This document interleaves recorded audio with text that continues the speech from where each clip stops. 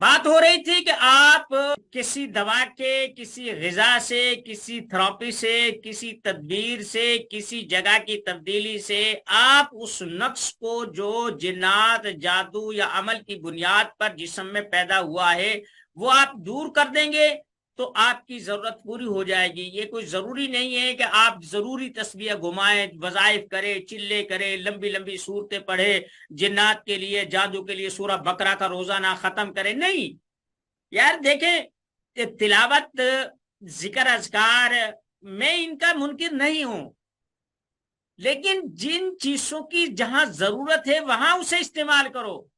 ہم بے ڈھنگے لوگ ہیں، ایک بے مقصد چیز کو ایسی جگہ پر ہم اس کے فضائل بیان کر دیتے ہیں جہاں سوائے مشقت اور اس کے کچھ حاصل نہیں ہوتا۔ دیکھیں، ایک عامل ہے وہ کہتا ہے کہ میں آپ کے جنات کا اور جادو کا توڑ کر دوں گا، 21 دن لگیں گے۔ اب وہ ایک خاص عمل کو 21 تسبیحاں، 41 تسبیحاں، 100 تسبیحاں وہ گھماتا ہے، وہ 1.5-2 گھنٹے اس کا اپنا حال بے حال ہو جاتا ہے۔ اب وہ تعداد پوری کر لیتا ہے، اب اسے معلوم نہیں ہے کہ 21 دن کے بعد بھی حاصل ہوگا کہ یا کچھ نہیں ہوگا۔ غیر یقینی کی صورتحال ہے، جیسے مریض کو غیر یقینی صورتحال سے دوچار ہے اور اس کا سامنا ہے، جیسے مریض کو غیر یقینی صورتحال کا سامنا ہے، معالج کو بھی ایسے ہی غیر یقینی صورتحال کا سامنا ہے۔ 21 دن میں کیا ہوگا عامل کو نہیں پتا، اس کا عمل کیسے کام کرے گا اسے نہیں پتا، وہ جو وظیفہ کر رہا ہے وہ کس طریقے سے، کس انداز، کس قانون کے تحت کام کرے گا عامل نہیں جانتا۔ اس سے بڑی جہالت کیا ہوگی؟ تو اس لیے بھائی بات یہ کہ آپ اس چیز کو ثواب مت سمجھیں کہ بھائی یہاں سے پیدل حج کا زیادہ ثواب ہے۔ بھائی جو جہاز میں بیٹھ کے جائے گا اسے بھی پورے حج کا ثواب ملے گا، جو پیدل جائے گا اسے بھی حج کا ثواب اتنا ملے گا۔ کیا تم مشقت کی بنیاد پہ ثواب و عذاب یا فوائد کا فیصلہ کرتے ہو؟ بات میں یہ کہہ رہا تھا کہ آپ اپنی عملیاتی زندگی کو آسان بنائیں۔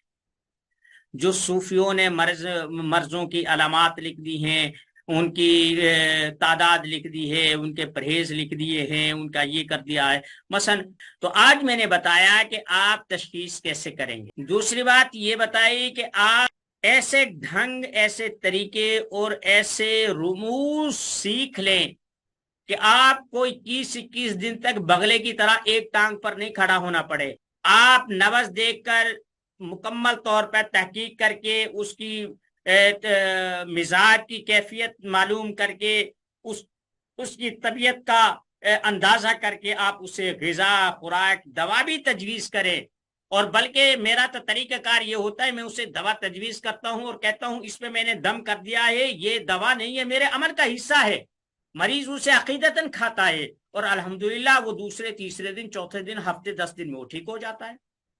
ہمارے عامل 3 مہینے تک ایک مریض کا علاج کرتے ہیں اور پھر بھی کہتے ہیں عمل بہت سخت ہے، بہت گندا قسم کا جادو تھا، بہت سخت قسم کی بندش تھی، ہم نے 3 مہینے تک پڑھائی کی، کچھ نہیں ملا۔ او بھائی تم اس کا رخ تو ٹھیک کر لو۔ ایک آدمی نے میرٹھ جانا ہے، وہ دہلی کی بس میں بیٹھ جائے۔ ایک آدمی گجرات جو ہے نا حیدرآباد دکن جانا چاہتا ہے، وہ کیا کنیا کماری کی بس میں بیٹھے گا؟ ہماری پوری زندگی بے ڈھنگے پن سے بھری پڑی ہے۔ ہم کوئی ٹاکا کہیں لگاتے، کوئی کہیں لگاتے ہیں، اور پھر ایک ہماری مت عقیدت نے، بڑوں نے، بزرگوں نے، ان پیروں نے، بڑی بڑی ان ہستیوں نے مار دی ہے۔ وہ پیر کو غلط کہہ سکتا ہے؟ اس طرح بڑا بزرگ ہے، اس کا یہ نسخہ ہے۔ او بھائی وہ بزرگ ہے، اس سے آپ تقوی طہارت پڑھے، آپ اس سے طب پڑھنے لگے، اس سے کیا معلوم کہ بھائی ایک طبیب کے کیا ضرورتیں ہوتی ہیں؟ تو بھائی آپ جس کا کام ہے نا، اگر چاہے آپ کی جو جوتی ہے نا وہ خانہ کعبہ سے آپ نے خریدی ہو، اسے آپ بجائے مسجد کے امام سے سلوانے کے موچی سے ہی سلوائیں گے۔ آپ کا اگر گٹر بند ہو گیا نا تو آپ ثواب کی نیت سے کسی مولوی کو وہاں لا کر نہیں گتھا دیں گے، بلکہ ایک بھنگی کو بلائیں گے، اسے پیسے دیں گے، وہ آپ کا گٹر صاف کر دے گا۔ ٹھیک ہے، مکان بنے گا۔ اب کیا آپ کسی مفتی کو، کسی عالم کو، کسی ولی کو لا کر بیٹا حضرت جی دعا کریں یہ مکان بن جائے، وہ لاکھ دعا کر لے، جب تک راج مزدور اس پر نہیں لگیں گے مکان نہیں بنے گا۔ ہم نے اپنی زندگی کو اتنی گنجلکوں میں باندھ دیا ہے کہ ہمیں حقیقت کا سرا دکھائی نہیں دیتا۔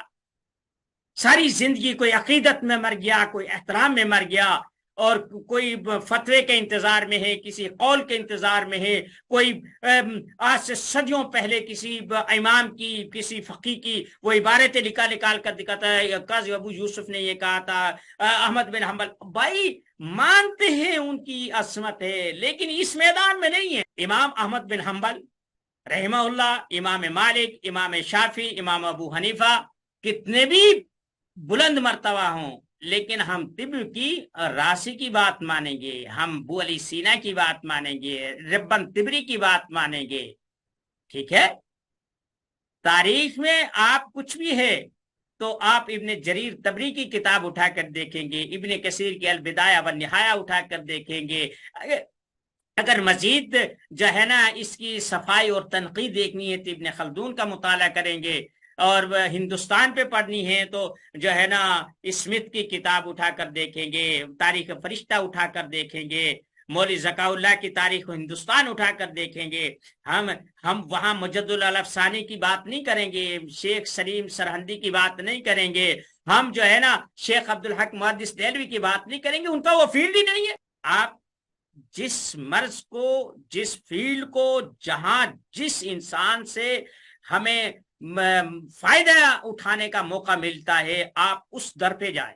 اگر کوئی انجینئر ہے، آپ کی گاڑی خراب ہو گئی، آپ امام مسجد کے پاس، کسی ولی کے پاس، کسی صاحبزادہ کے پاس، کسی گدی نشین کے پاس نہیں جائیں گے، آپ مکینک کے پاس جائیں، چاہے وہ چوڑے کا بیٹا ہو، چاہے وہ کسی بھنگی کا بیٹا ہو، کسی کمی کا بچہ ہو، آپ اس سے اپنی گاڑی ٹھیک کرائیں گے۔ کروڑوں روپے کی گاڑی ہے، اس بھنگی کے بچے، کیونکہ اس نے وہ فن سیکھا ہے۔ تو آپ یہ عملیات اور طب، اس کا نہ تقوی سے تعلق ہے، نہ طہارت سے تعلق ہے، نہ اس کا دین سے تعلق ہے، نہ اس کا شریعت سے تعلق ہے۔ ہاں، لوگوں نے اپنی ضرورت کے مطابق عملیات کو دین کے ساتھ نفی کر دیا ہے۔ مولویوں نے بھی یہی کیا، پنڈتوں نے بھی یہی کیا، راہبوں نے بھی یہی کیا، ربیوں نے بھی یہی کیا، گرو گرنتھ والوں نے بھی یہی کیا، اور جو افریقہ میں جنگل میں ننگ دھڑنگ بیٹھے انہوں نے بھی یہی کیا۔ یہ دین کا حصہ نہیں ہے۔ اگر کوئی اسے دین کا حصہ کہتا ہے، وہ چاہے بڑا ہے چھوٹا ہے، میں اس کی بات نہیں مانتا۔ میں اس میدان کا شناور ہوں، میں اس ندی کو پار کرتا ہوں، میں اس میں اس سمندر میں غوطہ زن رہا ہوں، میری زندگی کے 35 سال گزر گئے، میں نہیں مانتا کسی بزرگ کی بات، کسی مفتی کی بات اس بارے میں۔ ہاں، وہ مجھ سے پوچھے، میں طب بتاؤں گا، میں اسے عملیات بتاؤں گا۔ تو بھائی اتنی سی بات تھی۔ آج کی کلاس کا وقت ختم ہوا، کہیں ایسا نہ ہو ہمارے پاس ہے کیا، ہم تعویلات کی پٹاری اٹھائے پھرتے ہیں، کفر کے تقوی کی جو ہے نا کفر کی بندوق ہم لیے پھرتے ہیں، جسے چاہے ہم نشانہ بنا دے، جسے چاہے زندیق بنا دے، جسے چاہے ہم جو ہے نا کافر بنا دے، جسے چاہے مرتد کر دیں، جسے چاہے دائرہ اسلام سے خارج کر دیں۔ ہم نے یہ نہیں دیکھنا ہے کہ ہم کیا بکواس کر رہے ہیں۔ اسلام ایسا ہی ہے کہ جسے مرضی باہر پھینک دو۔ جن چیزوں کو آج سے 50 سال پہلے کفر کے فتوے لگتے تھے، بدعات تھی ساری، اب سب نے اپنائی ہوئی ہیں۔ آج جن کو کفر کہہ رہے ہیں، کل یہ ہماری زندگی کا حصہ ہوں گی۔ تو بھائی یہ میرا خیال ہے کچھ زیادہ میں کہہ گیا ہوں، تو آپ کو میں نے بتایا آپ تشخیص کیسے کریں، علاج کیسے کریں۔